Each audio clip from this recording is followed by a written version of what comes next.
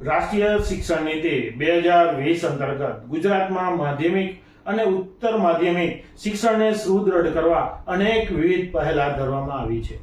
આ પહેલ અંતર્ગત સરકાર દ્વારા વિવિધ સહાયકારી યોજનાઓ બહાર પાડવામાં આવી છે. 21મી સદી વિજ્ઞાન અને ટેકનોલોજીની સદી છે. વિજ્ઞાન સાથે અનુબંધ કેળવવો એ ખૂબ જરૂરી છે. હાલમાં ચાલતા વિવિધ ઇન્ડસ્ટ્રીઓ જેવી કે advance manufacturing, digital technology, biotechnology, green energy, aircraft manufacturing, semiconductor જેવી ન્યૂ એજ ઇન્ડસ્ટ્રીઝ દ્વારા ઔદ્યોગિકરણ થઈ રહ્યું છે. ત્યારે આ વિજ્ઞાનની સાથે તાલ મિલાવવા માટે ગુજરાત સરકાર દ્વારા 11-12 વિજ્ઞાન પ્રવાહની અંદર જે વિદ્યાર્થીઓ એડમિશન લે છે એના માટે નમો સરસ્વતી વિજ્ઞાન સાધના યોજના અમલમાં મૂકવામાં આવી છે. આ યોજના અંતર્ગત વિદ્યાર્થીઓને સહાય કરવામાં આવી રહી છે.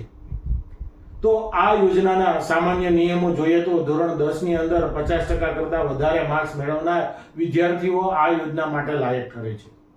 ત્યાર પછી જોઈએ તો ધોરણ 9-10 એ કોઈ પણ સરકારી શાળા કે ગ્રાન્ટેડ શાળાની અંદર જ્યારે વિદ્યાર્થીઓએ અભ્યાસ કર્યો હોય અને પાસ કર્યું હોય એ વિદ્યાર્થીઓ આ યોજના માટે લાયક ઠરે છે. એ સિવાયના એટલે કે સર્વનિર્ભર શાળાઓ એટલે કે પ્રાઇવેટ શાળાની અંદર જ્યારે કોઈ પણ વિદ્યાર્થીઓએ અભ્યાસ કર્યો છે તો એ વિદ્યાર્થીઓના વાલીની વાર્ષિક આવક 6 લાખ કરતાં ઓછી હોય તો પણ એ આ યોજના માટે લાયક ઠરે છે.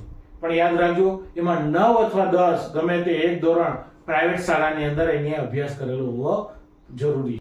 આ યોજનામાં મળતી સહાય જોઈએ તો વાર્ષિક 10,000 રૂપિયા એને મળવા પાત્ર છે. 11મામાં 10,000 અને 12માની અંદર 15,000 રૂપિયા મળે છે. જો એ સહાયની થોડી વિગતો જોઈએ તો મહિને 1,000 રૂપિયો દરેક વિદ્યાર્થીઓના ખાતામાં નાખવામાં આવશે. વિદ્યાર્થીઓના નહીં પણ વિદ્યાર્થીના માતાના ખાતાની અંદર આ પૈસા નાખવામાં આવશે. 10 મહિના સુધી 1,000 રૂપિયા આપવામાં આવશે. અને એ યોજનાના જો લાભના વાત કરીએ તો દરેક વિદ્યાર્થીએ ધોરણ 11માં એડમિશન લે તો દર મહિને એની 80% કરતાં વધારે હાજરી હોય તો જ એને આગલા મહિનાના પૈસા મળવા પાત્ર છે.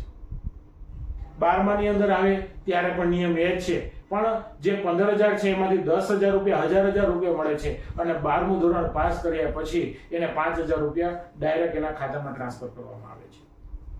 તો મિત્રો, સરકાર દ્વારા આ વિજ્ઞાન પ્રવાહ માટેની સ્પેશિયલ કલ્યાણકારી યોજના છે. આ સિવાય આપણે સરસ્વતી યોજના છે, એ સિવાય નમો લક્ષ્મી યોજના પણ જોઈ, જ્ઞાન સાધના પણ જોઈ, જ્ઞાન સેતુ યોજનાઓ છે. આ બધી યોજનાઓ વિદ્યાર્થીઓના લાભાર્થે સરકાર દ્વારા લોન્ચ કરવામાં આવી છે.